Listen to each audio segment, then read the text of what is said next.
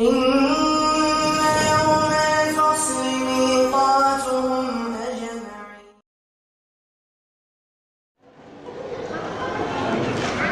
Assalamualaikum warahmatullahi wabarakatuh.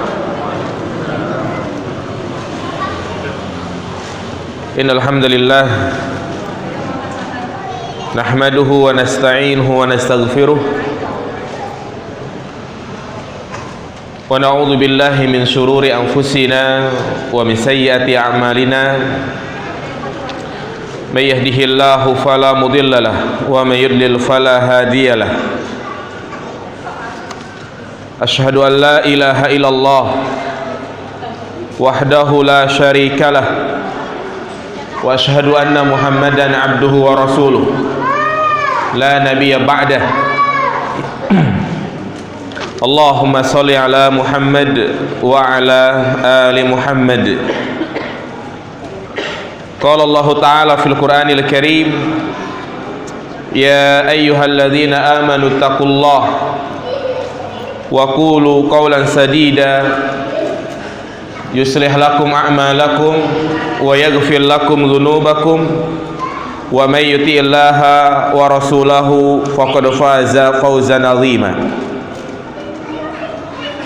Wa qala an-nabiy sallallahu alaihi wasallam, fa inna asdaqal hadits kitabullah wa khairal hadi hadi Muhammadin sallallahu alaihi wasallam wa syarrul umuri muhdatsatuha fa inna kulla muhdatsatin bid'ah fa inna kulla bid'atin dhalalah wa kulla dhalalatin finnar.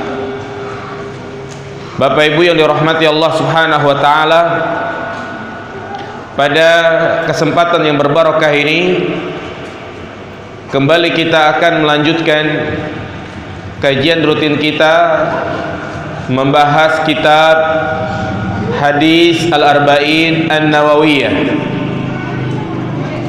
Pada pertemuan sebelumnya kita telah membahas hadis yang pertama, yaitu tentang pentingnya niat dalam setiap ibadah, bahwa setiap kali kita mengerjakan ibadah kita harus menghadirkan dua niat.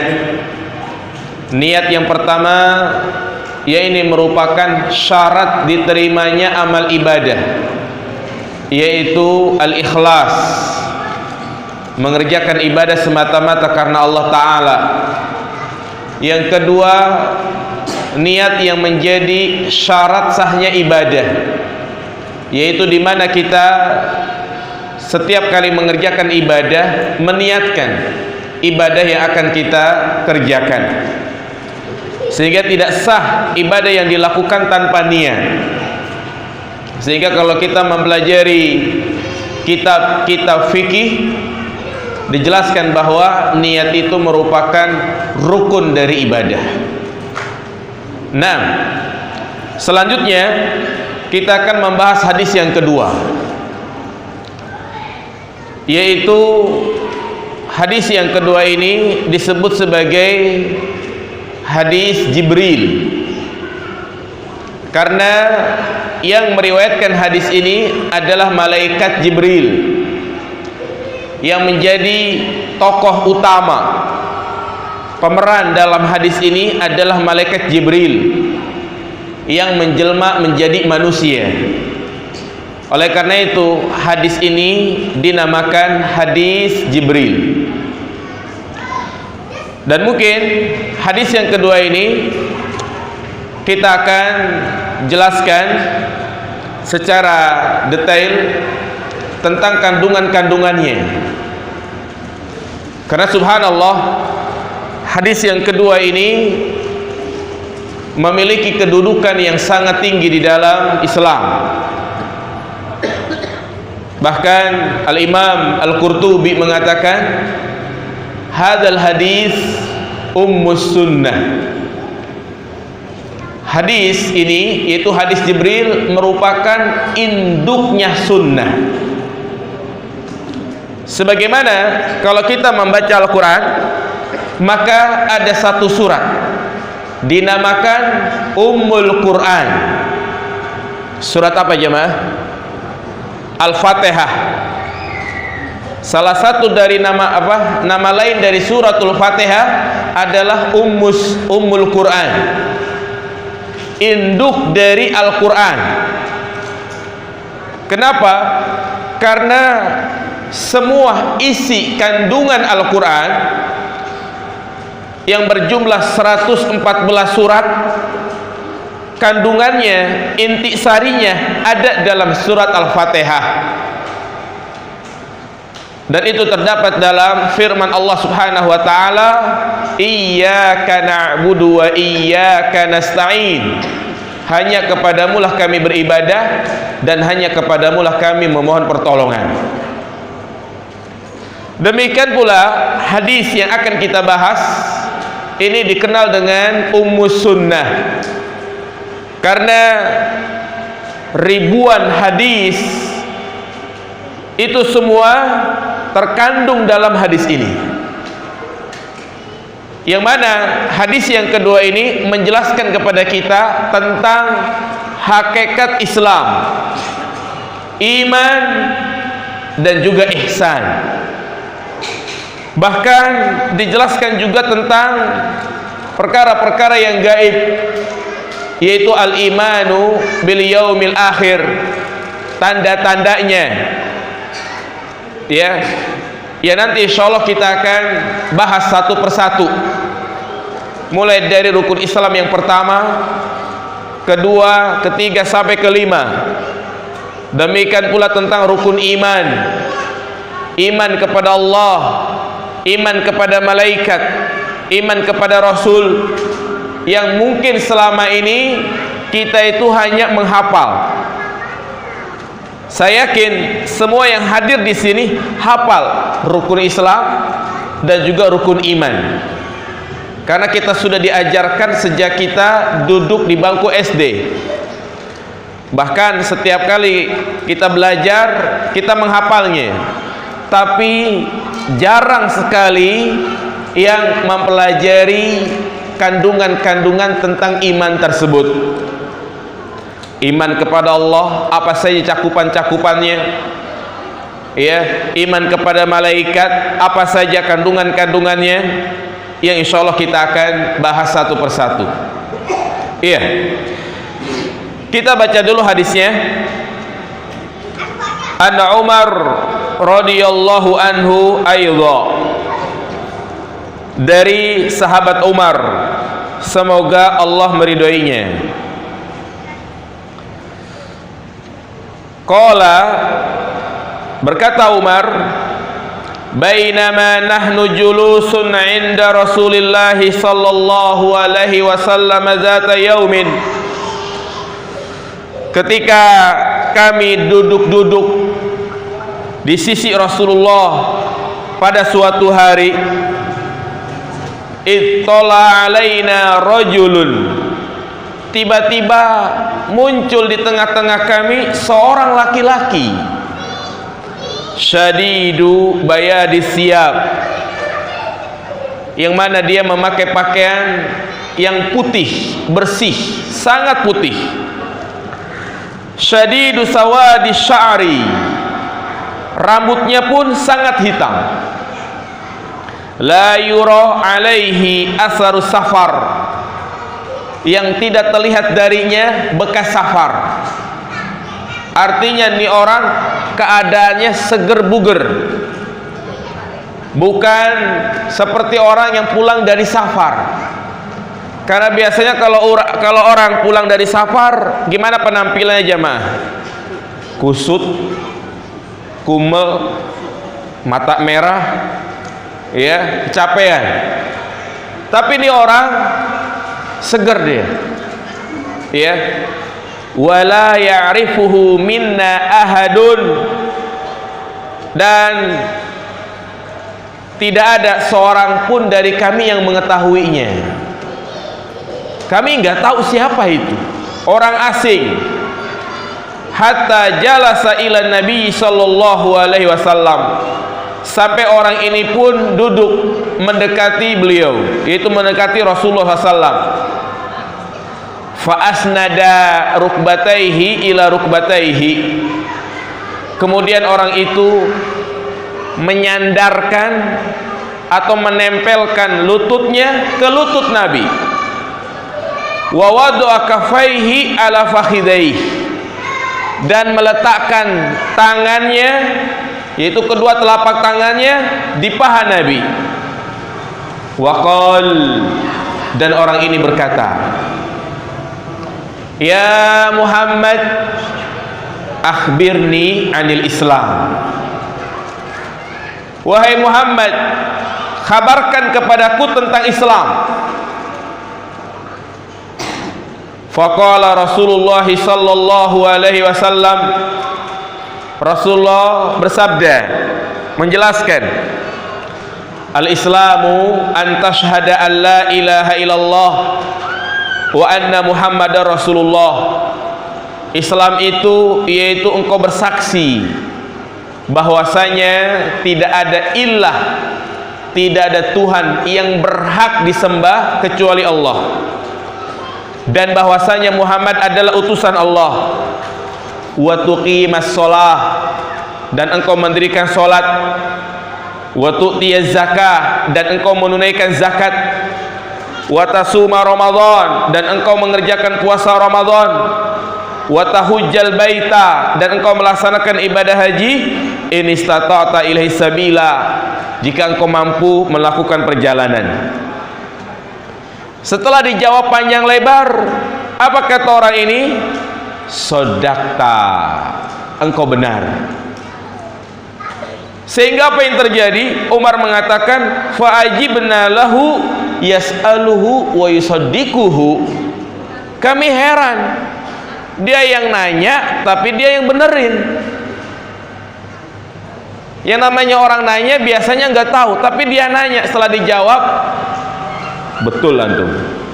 Seakan-akan apa ini? Ngetes. Ya. Kayak antum misalnya nanya sama saya, Pak Ustadz, apa hukum ini? Betul sekali Ustadz.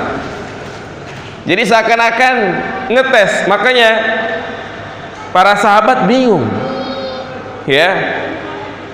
Makanya nanti diketahui ternyata ini adalah siapa? Jibril. Ya. Dan juga kita ketahui di sini melihat Jibril ya menyebut Rasulullah dengan mengatakan apa? Ya Muhammad. Tentu kalimat ini, panggilan ini tidak sopan, karena bertentangan dengan ayat Al-Quran surat An-Nur ayat 63. Allah mengatakan, la taj'alu du'a ar-rasul bainakum ka du'ai ba'dikum ba'dha. Janganlah engkau manggil Rasul itu seperti engkau memanggil sebagian yang lainnya. Jadi kalau memanggil Rasul dengan mengatakan apa? Ya Rasulullah. Jadi nggak sopan kalau mengatakan ya Muhammad. Nah di sini Jibril memanggil Rasulullah dengan menyebut apa? Ya Muhammad. Faedahnya apa alasannya? Agar orang itu nggak pada tahu, agar yang hadir itu menyangka kalau dia adalah orang Baduy yang tidak memiliki etika. Ya. Qala, apa kata orang ini? Fa akhbirni anil iman. Habarkan kepadaku tentang iman. Qala an tu'mina billahi wa malaikatihi wa kutubihi wa rusulihi wal yaumil akhir wa tu'mina bil qadari khairihi wa syarrihi. Iman itu yang kau beriman kepada Allah, malaikatnya, kitab-kitabnya, rasul-rasulnya, hari akhir, dan engkau beriman kepada takdir yang baik maupun yang buruk. Qala sadaqta, engkau benar. Tentu Jibril sebenarnya sudah tahu, tetapi beliau bertanya dalam rangka untuk mengajarkan kepada yang lainnya, sehingga boleh bertanya dalam rangka agar yang lain pun tahu. Padahal dia sudah tahu, tapi dia bertanya supaya yang lainnya tahu. Iya.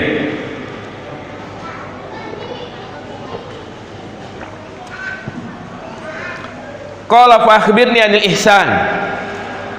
Habarkan kepadaku tentang ihsan. Qala anta budallaha ka'annaka tarahu. Ihsan yaitu di mana engkau beribadah kepada Allah seakan-akan engkau melihatnya. Fa illam takun tarahu fa innahu yaraka. Jika perasaan itu tidak hadir, maka hadirkanlah bahwasanya ya Allah melihatmu. Fa akhbirni anis saah. Habarkan kepadaku tentang hari kiamat. Qala, apa kata Rasulullah? Mal mas'ulu anha bi'alama minasail. Tidaklah yang ditanya itu lebih tahu dari yang bertanya. Qala fa akhbirni an ammaratiha. Kabarkan kepadaku tentang tanda-tandanya. Qala antalidal amatu rabbataha. Yaitu diantaranya engkau melihat budak-budak yang melahirkan tuannya. Wa antaral hufatal uratal alata riya asyai yatatawaluna fil bunyan. Dan engkau melihat orang yang tidak beralas kaki, yang telanjang dada, yang tadinya mereka adalah para pengembala kambing, berlomba-lomba meninggikan bangunan. Tsumman talaqa. Habis bertanya, orang ini pun pergi. Falabistu maliya. Udah pergi begitu saja. Tsumma qala, Rasulullah mengatakan, ya Umar, atadri manisail? Tahukah engkau siapa yang bertanya tadi? Qultu Allahu wa rasuluhu a'lam. Allah dan Rasulullah yang lebih mengetahui. Apa kata Nabi? Fa innahu Jibril atakum yu'allimukum dinakum. Itulah Jibril yang datang kepada kalian dalam rangka untuk mengajarkan agama kepada kalian. Makanya hadis ini disebut hadis Jibril. Iya. Jadi hadis ini subhanallah memiliki banyak faidah. Kalau kita ingin mengetahui tentang inti ajaran Islam, maka pelajarilah hadis yang kedua ini. Maka di awal saya sampaikan, barang siapa yang mempelajari hadis Al-Arba'in An-Nawawiyah, maka sama saja dia telah mempelajari isi syariat Islam secara global. Iya, kita sebutkan faedah-faedahnya. Umar kita sudah jelaskan secara panjang lebar tentang biografi beliau. Dia adalah sahabat yang mulia, yang dijamin masuk ke dalam surga, dan juga khalifah yang keberapa? Yang kedua, yang menggantikan posisi Abu Bakar As-Siddiq. Umar mengatakan, bainama nahnu julusun inda Rasulillahi sallallahu alaihi wasallam zata yaumin. Ketika kami duduk-duduk bersama Rasulullah pada suatu hari. Iya. Di mana para sahabat biasa duduk bermajlis bersama Rasulullah. Hal ini memberikan faedah tentang anjuran dan keutamaan bermajlis bersama orang-orang soleh, berteman kepada orang-orang alim, karena tentunya orang alim, orang soleh itu sangat memberikan pengaruh baik dalam kehidupan kita, baik itu berkaitan dengan agama, akhlak, akidah, dan yang lainnya. Ya, sehingga orang yang duduk bermajlis bersama orang soleh bisa jadi ketularan ilmunya, akhlaknya, adabnya. Maka kita saksikan betapa banyak orang yang bodoh, jahil, yang tadinya mungkin orang yang tidak takut kepada Allah, karena dia duduk bersama orang-orang soleh, baik duduk yang sifatnya itu tatap muka, ngobrol, atau duduk seperti ini menghadiri majlis-majlis ilmu, maka banyak sekali manfaat yang dia dapatkan. Ya, jadi ini juga menunjukkan kepada kita tentang keutamaan anjuran menghadiri majlis-majlis ilmu.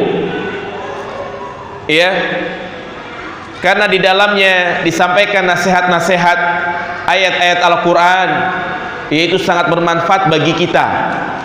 Apa kata Allah Subhanahu wa taala? Fadzakir fa inna dzikra tanfa'ul mu'minin. Berikanlah peringatan, karena sesungguhnya peringatan itu sangat bermanfaat untuk orang-orang yang beriman. Iya. Jadi perkataan Umar menunjukkan tentang keutamaan bermajlis dengan orang-orang yang soleh. Makanya Rasulullah SAW mengatakan, masalul jalisi soleh wasu kahamilil miski wa nafihil khair. Perumpamaan orang yang berteman dengan orang yang soleh itu seperti dia berteman dengan tukang minyak wangi. Dia bisa membelinya, atau mungkin dikasih, atau minimalnya dia mendapatkan apa? Wanginya, minyak wangi. Perumpamaan orang yang berteman dengan orang yang jelek akhlaknya seperti dia berteman dengan tukang pandai besi. Imma ayuhrika siyabak wa imma antajida rihan khabithah. Bisa jadi pakaianmu kena apinya sehingga terbakar. Ya, namanya pandai besi. Yang dipegang apa? Api. Atau setidaknya engkau merasakan bau yang tidak sedap, bau apek, bau gosong, dan yang lainnya. Nah, itulah perumpamaan orang yang berteman dengan teman yang soleh dan orang yang jelek. Maka tidak jarang kadang ada orang yang pesantren tahunan, tapi ketika pulang karena salah bergaul, nongkrong, gitaran, ilmunya hilang semua. Maka disebut mantan santri. Lebih mending mana? Mantan santri atau mantan preman? Ya, dua-duanya nggak ada yang baik ya. Ya, lebih mending mantan preman, artinya dulunya dia adalah orang maksiat, tetapi karena dia bergaul dengan orang yang soleh jadi baik. Tapi kadang ada orang itu dikatakan mantan santri, artinya dulu dia pernah alim, tapi karena bergaul dengan orang yang mabok-mabokan, gitaran, ya, pengangguran, akhirnya ilmunya hilang semua. Nah, ini jamaah sekalian, carilah teman yang bisa menjadikan kita istiqomah di atas agama Islam. Ya, tinggalkan teman yaitu justru menjerumuskan kita ke dalam neraka, kemaksiatan. Kalau ada teman yang suka mengajak kepada berbuat maksiat, tinggalkan. Kenapa? Karena Rasulullah mengatakan almar'u ala dini khalilih. Seorang itu tergantung dengan agama temannya. Ya, falyanzur ahadukum man yukhallil, maka lihatlah kepada siapa dia berteman. Nah, ini faedah yang pertama, di mana anjuran untuk berteman dengan orang-orang yang soleh. Kita lihat para sahabat temannya siapa? Rasulullah. Makanya para sahabat menjadi orang yang paling baik. Radhiyallahu anhum wa radu'an, Allah ridho kepada mereka dan mereka pun ridho kepada Allah. Langsung diberikan tazkiyah karena temannya Rasulullah. Ya. Nah, demikian pula para tabi'in, mereka menjadi orang-orang yang mulia di generasi yang ketiga karena mereka berteman dengan sahabat. Begitulah jamaah sekalian. Kemudian dalam hadis ini juga perkataan Umar, bainama nahnu julusun inda Rasulillah, ketika kami duduk-duduk bersama Rasulullah, ini menunjukkan kepada kita kebiasaan Rasulullah SAW duduk bersama para sahabat, sehingga ini memberikan faedah kita sebagai seorang muslim harus terbuka, jangan selalu menutup diri, bersosial, bergaul dengan masyarakat. ya, maka termasuk kesalahan di mana dia sebagai warga klaster atau yang lainnya tidak pernah ngobrol, tidak pernah bergaul, tidak pernah bersosial. Ada kerja bakti, dia malah minggat. Dijadwalin ronda, tapi nggak ikut kegiatan tersebut. Ya, menutup diri, nggak terbuka. Nah, ini salah jamaah sekalian.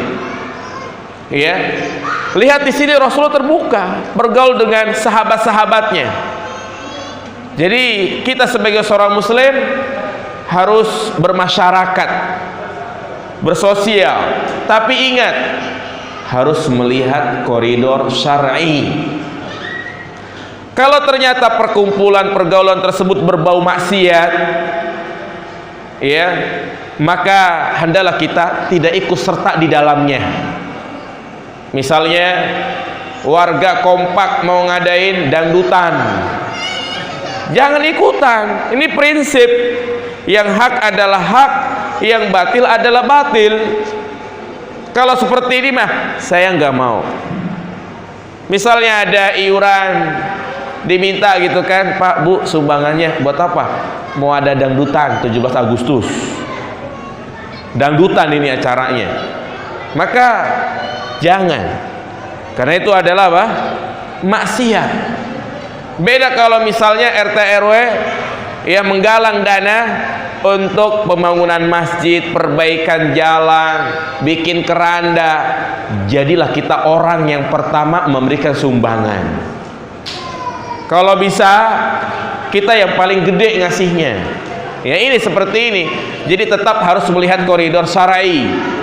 Jangan kita bermasyarakat, bersosial tapi kebablasan, melanggar aturan-aturan dalam Islam. Dan ini yang sangat penting dalam berdakwah, mengajak kebaikan kepada orang lain, yaitu dengan akhlak, ya, bukan hanya dengan singgungan-singgungan ketika dia menyampaikan khutbah, ceramah, kajian. Tetapi yang di antara metode yang paling ampuh mengajak orang-orang untuk rajin ke masjid, mengajak kepada kebaikan adalah dengan akhlak. Pasti orang itu akan sungkan kepadanya kalau dia menjadi orang yang dermawan. Ya, kalau dia menjadi orang yang tampil pertama ketika ada penggalangan dana misalnya untuk bangun masjid dan yang lainnya. Ya. Nah, kemudian jamaah dirahmati Allah Subhanahu wa taala, apa kata Umar? Ittala'a alaina rajulun. Tiba-tiba datang seseorang yang memakai baju yang sangat putih. Tadi kita ketahui ternyata yang datang siapa? Jibril. Ini memberikan faedah kepada kita bahwa di antara kelebihan yang Allah berikan kepada para malaikat, bahwa malaikat itu bisa berubah wujud. Di antara kelebihan yang Allah berikan kepada para malaikat, malaikat itu bisa menjelma menjadi manusia.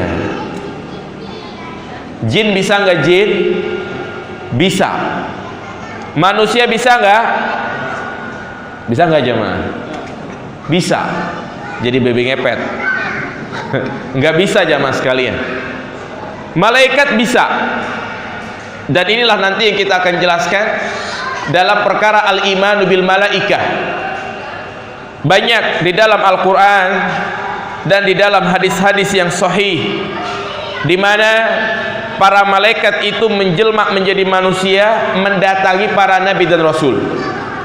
Di antaranya mendatangi Maryam, mendatangi Nabi Ibrahim sebelum malaikat membinasakan kaumnya Nabi Lut. Sebelum malaikat mendatangi Nabi Lut, maka malaikat mampir dulu ke rumahnya Nabi Ibrahim. Itu disebutkan dalam Al-Quran, ya. Ternyata ketika Nabi Ibrahim menyuguhkan sembelihan kambing atau unta gitu ya, sudah disiapkan, tapi mereka tidak menjamahnya, sehingga Nabi Ibrahim pun merasa takut, khawatir, ini siapa nggak makan.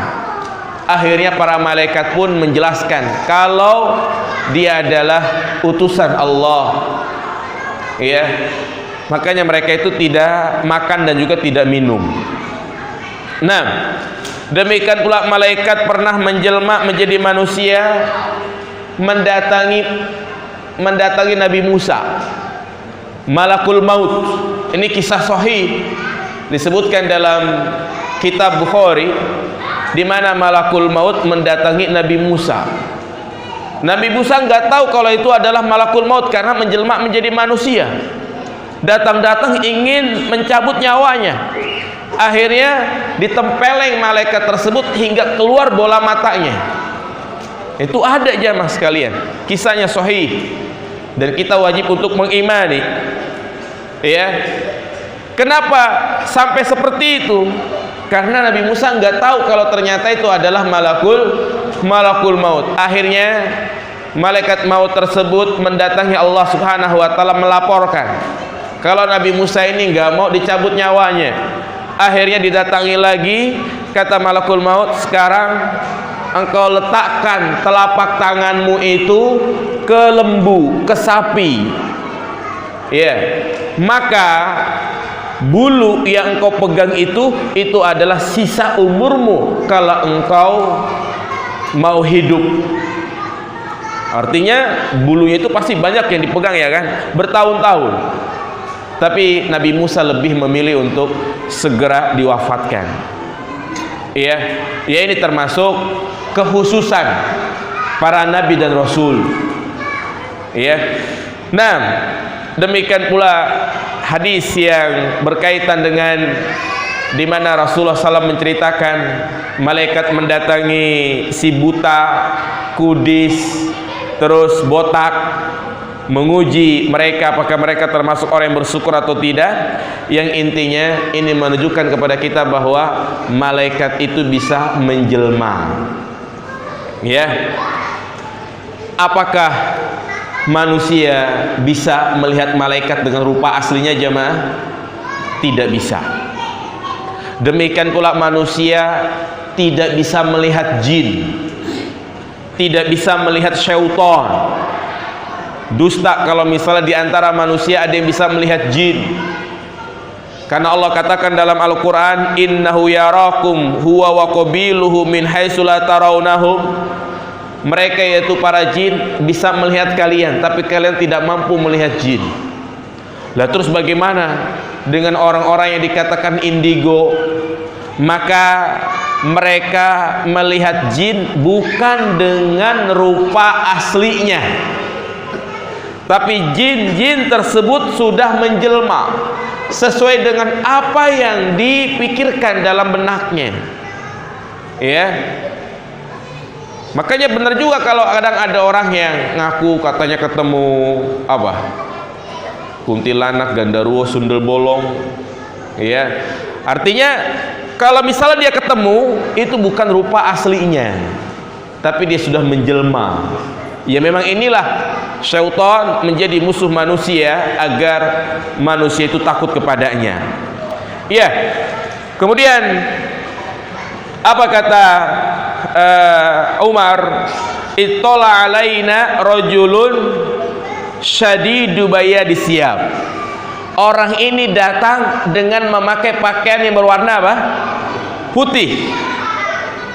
Ini memberikan faedah kepada kita, ya, anjuran untuk memakai baju yang berwarna putih. Dan juga salah satu adab bagi seorang yang hendak menghadiri majlis ilmu, hendaklah memakai pakaian yang rapih, putih, tidak kumel kucel, tapi memakai baju yang rapih. Pakai baju koko, pakai peci, pakai sarung, pakai gamis. Lihat di sini, malaikat Jibril mengajarkan bagaimana kalau orang itu mau belajar, mau menghadiri majlis ilmu, Bukan selonong boy datang seperti itu, pakaiannya kusut, tidak, tapi dia berusaha berpenampilan dengan penampilan yang indah. Ini adab jamaah sekalian. Ya. Makanya Rasulullah SAW mengatakan, albisu min siyabikum al-bayad fa innahu min khairi siyabikum wa kafinu mautakum. Pakailah pakaian yang berwarna putih, karena sesungguhnya itu adalah sebaik-baik pakaian kalian.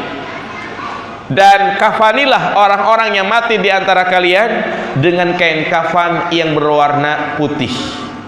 Ini hadis menunjukkan kepada kita tentang anjuran bagi kita laki-laki maupun perempuan untuk memakai baju yang berwarna apa? Putih. Namun diingat, khusus bagi wanita, kalau dia memakai pakaian yang warna putih harus betul-betul syar'i. Jangan sampai dia memakai pakaian warna putih terlihat dalemannya, atau juga ya ketat atau transparan. Nah, ini yang nggak boleh. Ya, kalau ternyata pakaian putih itu justru mengundang ketenaran, maka lebih baik dia memakai pakaian yang warna gelap-gelap, mungkin coklat, biru dongker, merah ati. Nah itu, ya, karena memang di sana ada hadis yang menyatakan larangan memakai pakaian yang disebut namanya libasus syuhrah, yaitu pakaian ketenaran yang menjadi pusat perhatian. Makanya kalau di Saudi itu wanita aib kalau mereka memakai pakaian berwarna putih, aib di sana. Ya. Nah, kemudian apa kata Umar? Jadi ini ya, syadidu bayadis siyab, anjuran untuk memakai pakaian apa? Berwarna putih. Nah, karena putih itu melambangkan kesucian. Syadidu sawadi sya'ri. Dan orang ini pun rambutnya itu sangat hitam. Ini memberikan faedah seorang muslim dan lebih khusus seorang penuntut ilmu harus memperhatikan rambutnya. Ya. Jadi rambut ini adalah bagian dari tubuh kita yang secara khusus Nabi memerintahkan untuk dijaga. Apa kata Nabi sallallahu alaihi wasallam? Man kana lahu sya'run falyukrimhu. Barang siapa yang memiliki rambut, maka muliakanlah. Disampoin, disisir, dikasih minyak wangi. Yaitu, jangan sampai dibiarkan sampai kuning, dekil. Ya, ini bukan adab seorang muslim. Ya, jadi harus dirapikan. Nabi menyuruh fal yukrimhu, muliakanlah. Sebagian ulama mengatakan yang dimaksud dengan rambut bagi laki-laki adalah rambut kepalanya dan jenggotnya. Ya, makanya jenggot juga harus dijaga, dipelihara. Dan bagi wanita rambutnya. Ya. Oleh karena itu berkaitan dengan rambut yang ada di tubuh kita, itu para ulama ahlu fikih membagi 3 macam. Ada rambut yang memang harus dipelihara, tidak boleh dipotong, haram kalau dipotong. Yang kedua, bersambung. Iya, nanti pada sholat isya kita sampaikan tentang hukum-hukum seputar apa? Apa jemaah? Rambut. Nah, subhanakallahumma bihamdika asyhadu an la ilaha illa anta astaghfiruka wa atubu ilaik. Ba'da salat isya, kedatangan malaikat Jibril, yaitu di mana Jibril berpenampilan dengan penampilan yang indah, yang enak dipandang. Di antaranya syadidu sawadis sa'r, syadidu sawadis sa'r, yaitu rambutnya sangat hitam. Yang ini menunjukkan kepada kita hendaklah kita betul-betul menjaga rambut. Nabi mengatakan, man kana lahu sya'run falyukrimhu. Barang siapa yang memiliki rambut maka muliakanlah. Sehingga dari sini para ulama menjelaskan tentang hukum seputar rambut. Yang pertama, ma tusra'u izalatuh, yaitu rambut yang memang dianjurkan, diperintahkan untuk dipotong. Ya, jangan biarkan rambut tersebut panjang. Di antaranya adalah bulu ketiak, kumis, bulu kemaluan, yang itu sunnahnya adalah dicukur. Kumis sunnahnya itu dipendekkan, dirapihkan. Sebagaimana Rasulullah mengatakan, qassus sawarib, ahfus sawarib, yaitu pendekkanlah kumis, rapikanlah kumis kalian. Ya, yang ini menjadi sunnah fitrah. Dalam pembahasan fikih ada pembahasan khusus yang disebut sunnah fitrah. Artinya suatu kebiasaan yang apabila kita lakukan maka kita menjadi manusia yang normal. Seperti kuku tidak boleh dipanjangkan, maka ya apabila kita memiliki kuku, kalau kita lihat sudah panjang maka harus dipotong. Tidak boleh kuku itu dipanjangkan, menyalahi perintah Nabi Shallallahu Alaihi Wasallam. Karena itu menjadi tempat terkumpulnya kotoran, virus dan yang lainnya. Kemudian yang kedua, ada rambut yang tidak boleh dipotong. Diperintahkan untuk dipelihara, dijaga. Ya. Ma yushra'u ibqa'uh. Di antaranya adalah sya'rul lihyah, yaitu rambut yang tumbuh di bawah janggut, atau disebut namanya jenggot. Ya, termasuk juga rambut yang tumbuh di pipi. Ya, dari mulai cambang, nah itu termasuk jenggot. Sehingga yang diperintahkan adalah dijaga, dipelihara, tidak boleh dicukur. Siapa yang menyuruh? Nabi Shallallahu Alaihi Wasallam, di mana Rasulullah mengatakan, afu syawa'a, aful liha, wa firrul liha, wa arihul liha. Jadi banyak, bukan hanya 1-2 kali Nabi menyuruhnya. Ya, bahkan jenggot ini menjadi kebiasaan para nabi dan rasul. Nabi Musa, Nabi Harun jenggotan. Disebutkan dalam Al-Quran, ketika Nabi Musa kembali dari panggilan Allah, dia mendapati kaumnya itu menyembah patung anak sapi. Dia mengira Harun yang berbuat. Akhirnya Nabi Musa marah kepada Harun. Kemudian sampai menjanggut jenggotnya.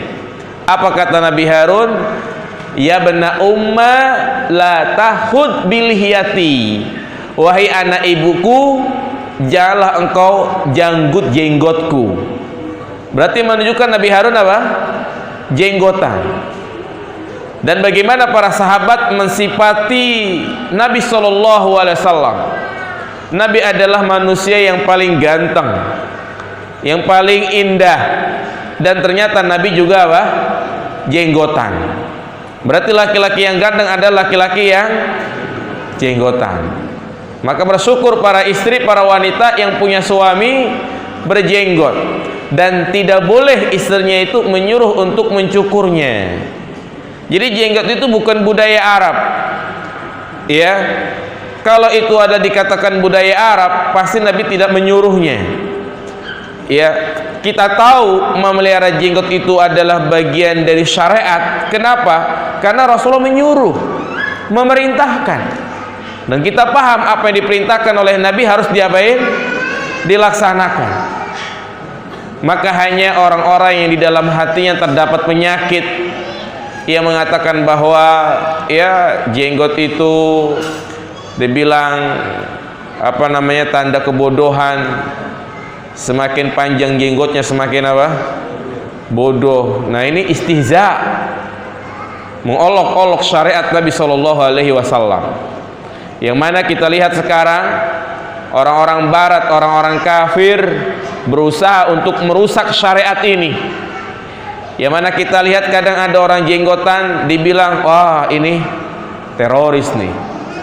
Ya, ini salah, keliru.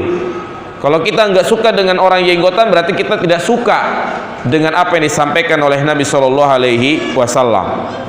Nah, kemudian juga bulu alis. Ini bulu alis khususnya bagi wanita haram untuk memotongnya. Ya, dipotong, dicabut, dikelim, pokoknya diapain aja, nggak boleh. Udah biarin aja. Kenapa? Karena disebutkan dalam hadis, la'anallahu al-washimat wal mustawsimat wan namisat wal mutanammisat. Ya, Allah melaknat wanita yang mentato, yang meminta untuk ditato, wanita yang mencukur alisnya dan meminta untuk dicukur alisnya, walaupun bertujuan untuk membahagiakan suaminya, walaupun dalam acara pernikahan, nggak boleh. Maka apabila ada di antara kita yang istrinya tata rias, kalau pengantinnya minta untuk dipotong alisnya, nggak boleh. Kalau dia potong, berarti dia mendapatkan laknat Allah Subhanahu wa taala. Iya. Nah, kemudian yang ketiga, malam yarid nas bi ibqaih wa izalatih. Di mana tidak ada perintah rambut, yang tidak ada perintah untuk mencukurnya dan tidak ada perintah untuk dipelihara. Seperti rambut bulu yang tumbuh di dada, bulu tangan, bulu betis, ya kaki, boleh nggak dicukur? Boleh, karena tidak ada dalil yang melarang dan menyuruh untuk memeliharanya. Iya. Nah, jadi itu jamaah yang dirahmati Allah Subhanahu wa taala, faedah yang bisa kita sebutkan. Jadi sebagai mukaddimah dari hadis Jibril ini, banyak berkaitan tentang adab-adab keseharian kita, terutama sebagai seorang penuntut ilmu. Ya, yang mana Umar menyebutkan Jibril mendekati Nabi, yaitu memberikan anjuran bahwa yang namanya seorang penuntut ilmu mendekat ke ustadz. Ya, jadi jangan takut duduk di depan, takut ditanya. Enggak ditanya. Ya, lihat di sini Jibril mendekat kepada Nabi Shallallahu Alaihi Wasallam. Nah, jadi itu mungkin beberapa faedah yang bisa kita petik. Insyaallah kajian hadis yang kedua ini, ya, syarah hadis Jibril berlanjut. Ya, mungkin bisa kita bahas sekitar 1 tahun jemaah, kalau setiap bulan. Ya, karena saya akan coba membahas itu satu persatu. Rukun Islam, tentang 2 kalimat syahadat, mendirikan sholat, menunaikan zakat. Jadi per satu rukun itu satu pertemuan. Ya, insya Allah. Jadi pembahasan hadis yang kedua ini berseri, kayak sinetron ya. Nah,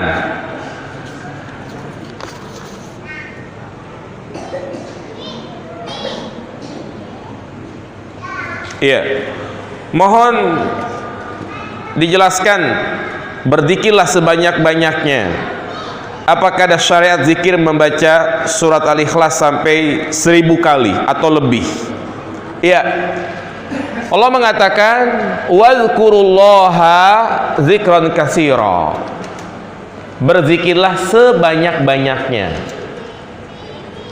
Berkaitan dengan berzikir, zikir itu ada dua macam. Zikir yang sifatnya mutlak dan ada yang sifatnya muqayyad. Apa itu mutlak? Mutlak artinya yang tidak terikat dengan bilangan, tidak terikat dengan waktu, tidak terikat dengan keadaan. Zikir muqayyad yaitu zikir yang terikat dengan keadaan, waktu, bilangan. Maka kita membacanya sesuai dengan aturan tersebut. Contoh, zikir muqayyad adalah zikir yang kita baca ba'da sholat. Baca subhanallah berapa kali? 33. Alhamdulillah 33. Allahu Akbar 33. Berarti udah kita baca itu 33. Tidak boleh ditambahin. Kenapa?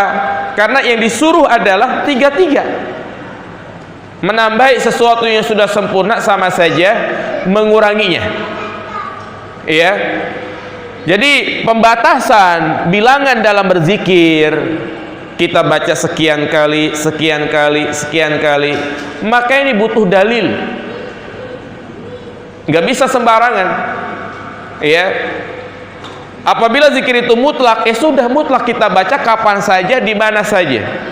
Tidak perlu dihitung sekian dan sekian. Ini termasuk hal yang perlu kita luruskan. Ya.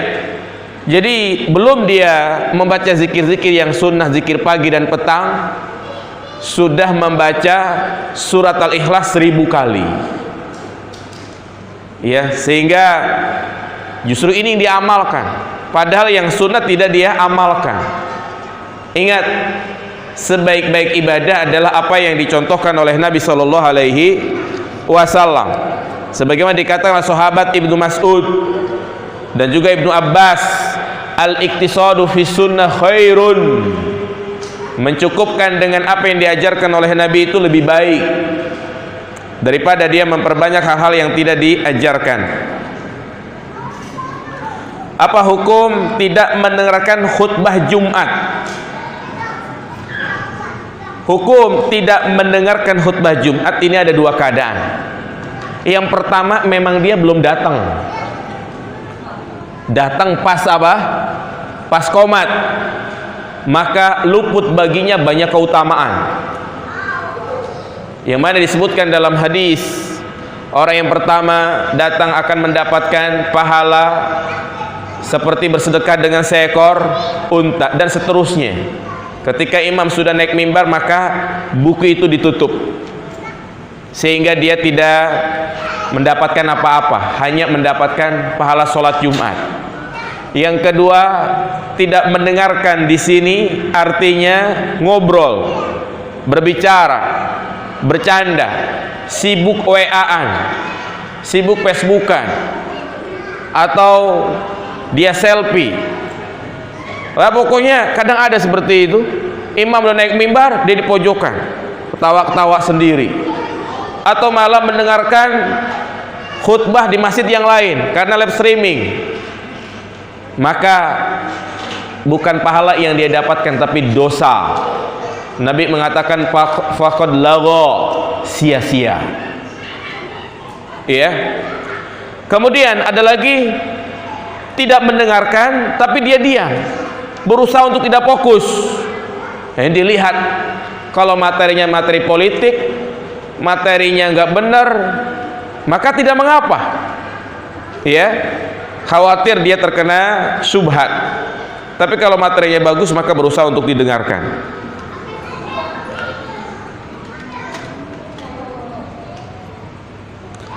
Pak Ustadz, saya seorang istri.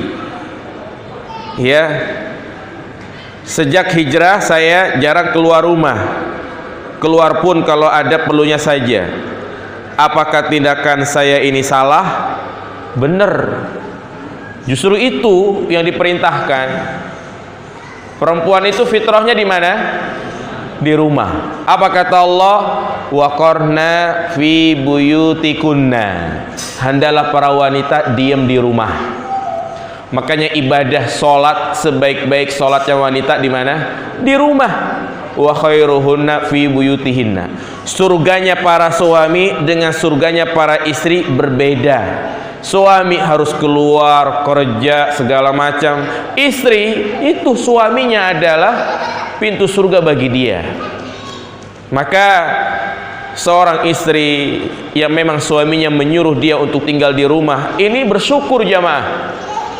Ya, bersyukur. Atau juga seorang suami yang istrinya lebih betah di rumah, syukur. Harus dipertahankan. Walaupun dikatakan istri ente nggak gaul, biarin. Ya. Karena kecantikan istri kita ya untuk kita, bukan untuk siapa-siapa. Tapi jangan pula dia diam di rumah suka selfie, di-upload di Facebook, sama aja. Ya. Jadi bersyukur kalau punya punya istri di rumah aja. Yang bahaya itu punya suami di rumah aja, nggak mau kerja. Ya.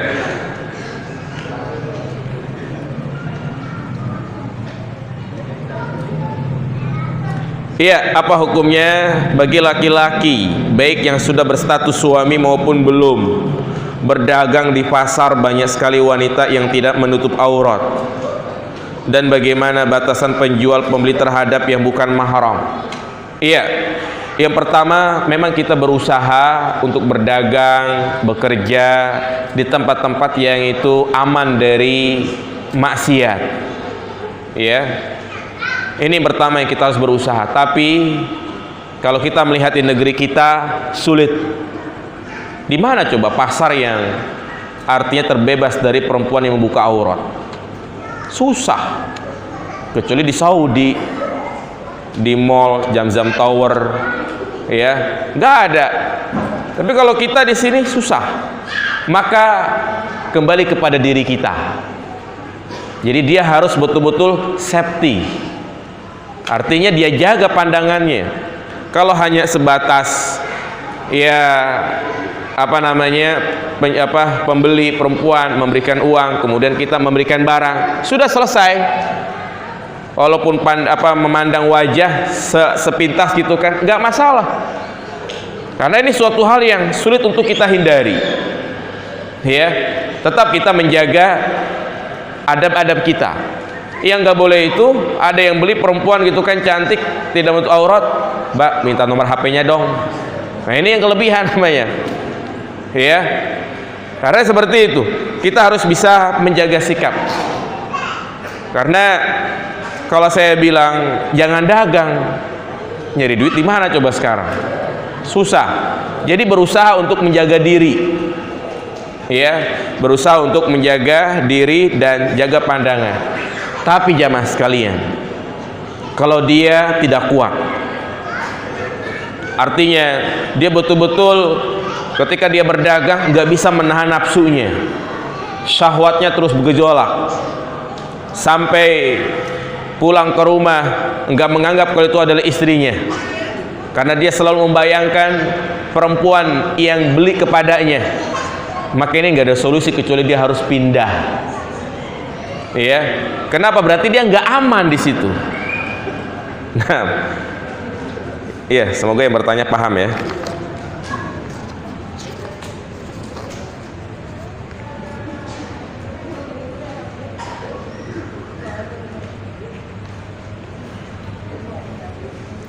Nabi menyampaikan apa yang diwahyukan oleh Allah melalui firman-firman-Nya. Apakah faedah atau pelajaran dari Nabi menjawab pertanyaan-pertanyaan Jibril dalam hadis ini? Bukankah lazimnya Nabi menyampaikan wahyu yang disampaikan oleh Jibril? Ya, faedahnya jamaah sekalian, memang ya terkadang malaikat Jibril menyampaikan wahyu secara langsung, dan ada pula dalam keadaan seperti ini. Tentu apa yang terjadi itu mengandung faedah. Faedahnya apa? Tadi kita jelaskan. ya, yaitu bagaimana seorang penuntut ilmu, bagaimana. Makanya di awal-awal ini banyak faedah bagi orang yang belajar bagaimana sikapnya, bagaimana penampilannya, itu faedahnya, ya. Karena apa yang terjadi pada diri Nabi itu adalah bentuk kesempurnaan ajaran Islam. Dengan didatangi oleh malaikat Jibril yang menjelma menjadi manusia, berarti kan sebagai faedah bahwa Jibril pun bisa menjelma menjadi apa? Manusia. Yaitu tadi faedah-faedah yang saya sebutkan, itu pelajarannya, ya. Karena segala sesuatu pasti ada hikmahnya.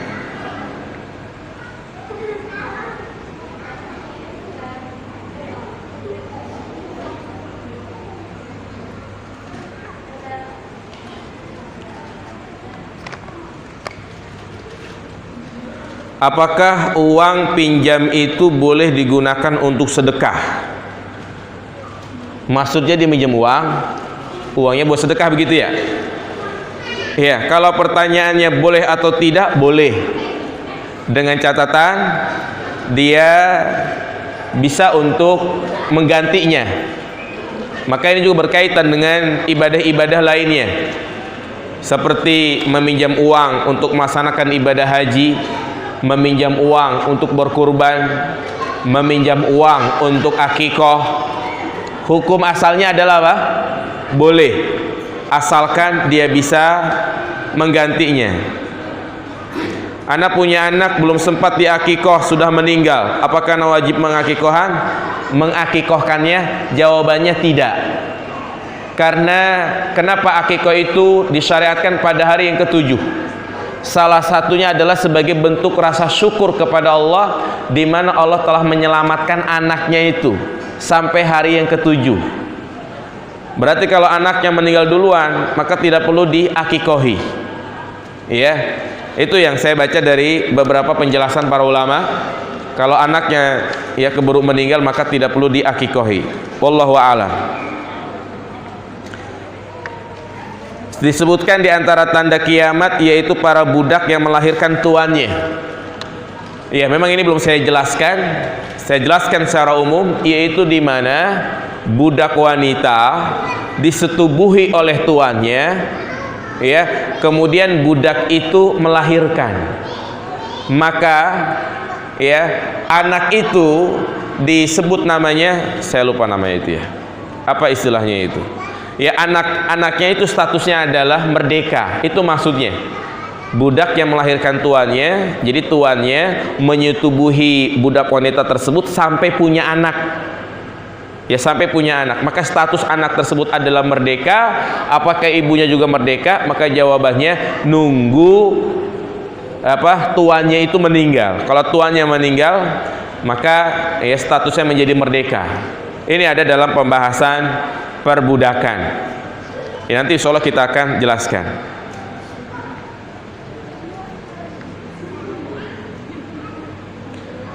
Ada bantuan untuk dibagikan modal usaha untuk beberapa orang, terus orang tersebut membagikannya kepada satu orang doang. Apakah orang tersebut amanah atau tidak amanah? Karena hanya satu orang saja yang dibagi. Dan seperti apakah amanah itu? Contoh amanah seperti apa? Ini maksudnya kalau tergantung yang memberikan amanah. Kalau misalnya sifatnya itu udah kasih tuh ke siapa aja yang antum mau, enggak masalah.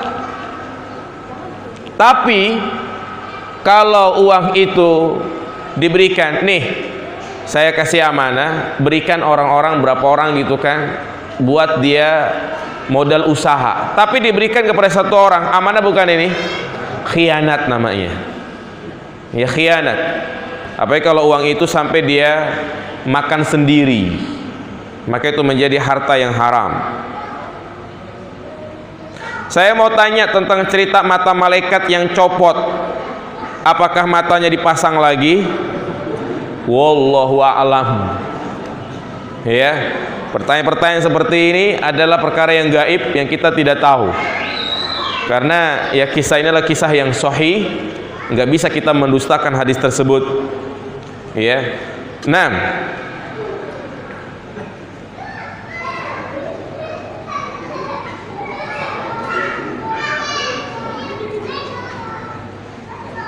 Iya.